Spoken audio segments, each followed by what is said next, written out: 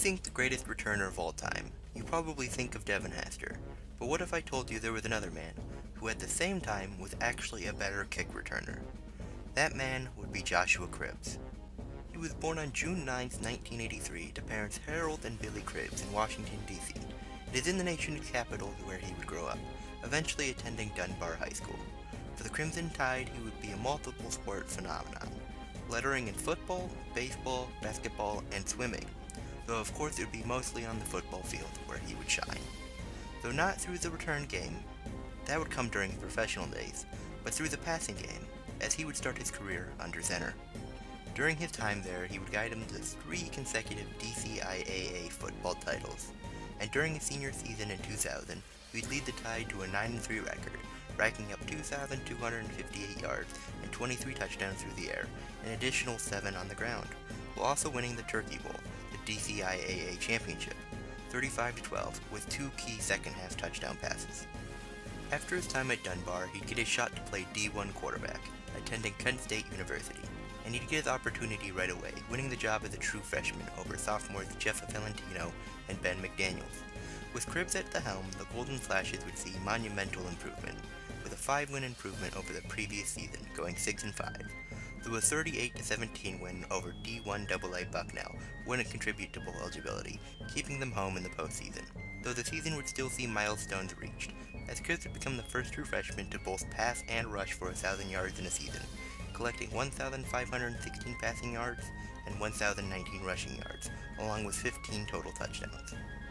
2002 would not be as kind to Cribbs, or the Flashes. The team would regress, winning only 3 games, including 2 over D1 AA opponents, one of which was only a 37-34 victory over Cal Poly.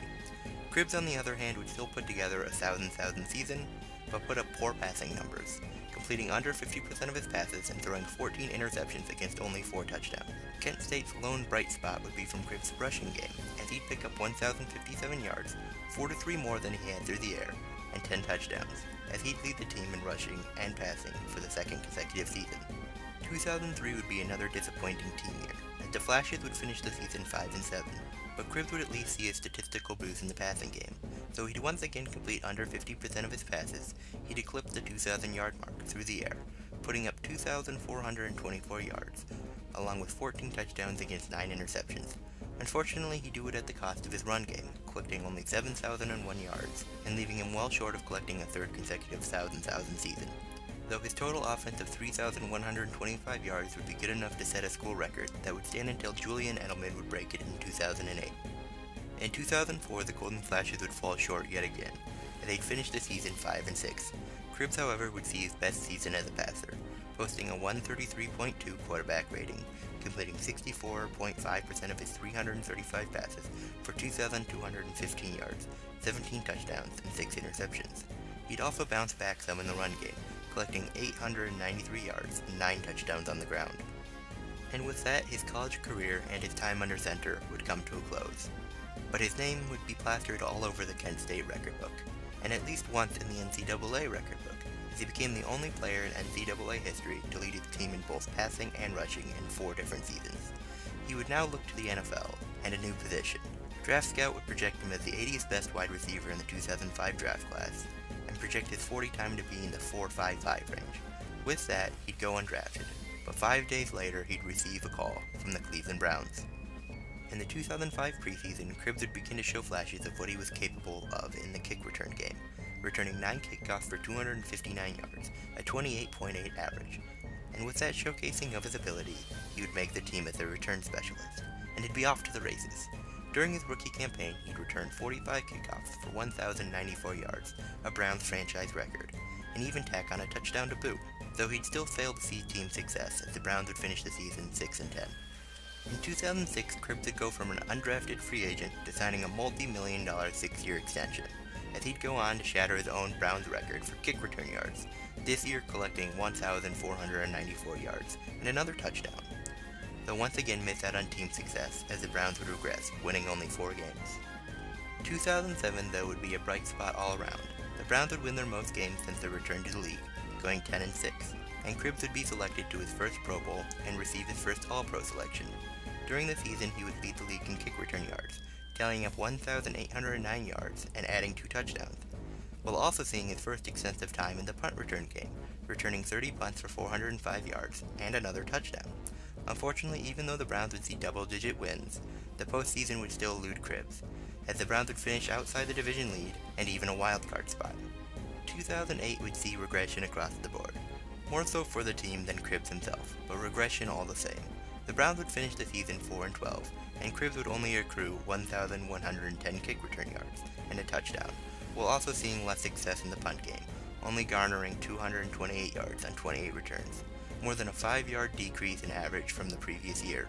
2009 would be a bounce-back year for Cribbs, though not for the Browns, as they would only record 5 wins this season.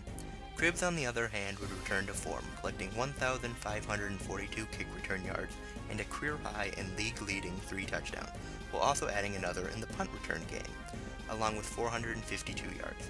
This season would also be the season that return specialists read, and this would begin the Browns' experiments of Cribbs at wide receiver. He'd perform admirably though, collecting 20 receptions for 135 yards and a touchdown. On the bright side, he'd get more accolades for his resume in the postseason, as he'd be selected to his second Pro Bowl, receive his second All-Pro selection, be awarded the NFL Alumni Special Teams Player of the Year award, and even be selected to the NFL 2000's All-Decade team. The start of the new decade, however, would be tough for Cribbs. It would start with contract negotiations breaking down and even lead to him cleaning out his locker. Though they would eventually come to agreement, things would not ease up, and his numbers would fall in 2010, going the first time in his career without a special teams touchdown. And then add on top of that the shift to the 35-yard line kickoff in 2011 and the fact that Cribbs was not coming together as the receiver the Browns had hoped for. During this 2-year stint, he'd only collect 2,344 return yards combined and only 1 touchdown, a punt return, as well as hauling in 64 receptions for 810 yards and 5 touchdowns. 2012 would see a slight rebound for Cribbs, but you could tell his days in Cleveland were numbered, as he once again was only in a specialist role, and after the season he would not be retained. During the season, he returned 43 kickoffs for 1,178 yards and 38 punts for 457 yards, and was selected to his 3rd and final Pro Bowl. In 2013, he'd first signed with the Oakland Raiders, but a poor performance in the preseason would lead to his release. He'd go unsigned until October 15th when the New York Jets would call for his services. For the Jets, he would play 6 games, returning 20 kickoffs for 490 yards and 8 punts for 96 yards, before a shoulder injury would land him on IR, and ultimately ending his tenure in New York. The start of the 2014 season would go by, and Cribbs would not be on a roster. Then week after week would start to go by, and he would still not be on a roster, as it looks like the NFL was finally done with Josh Cribbs. But then in week 12, the Indianapolis Colts would call, and he would not disappoint them. For in the last 6 regular season games, he would average a career-high 32 yards per kick return on his 19 attempts. And with the regular season concluding, and the Colts at the top of the AFC South, Cribbs would finally get the taste of an NFL playoff game. In fact, he'd get to taste 3, collecting 174 kick return yards on 6 attempts, as well as 42 punt return yards on 9 attempts, as the Colts would defeat the Cincinnati Bengals 26-10 in the wildcard round, the Denver Broncos 24-13 in the divisional round, before eventually falling in the infamous Deflategate AFC Championship game, 45-7 to the New England Patriots. However, he would not be retained after the season, and then after spending a year out of football, he would sign a 1-day contract with the Cleveland Browns on March 22, 2017, to officially retire as a Brown.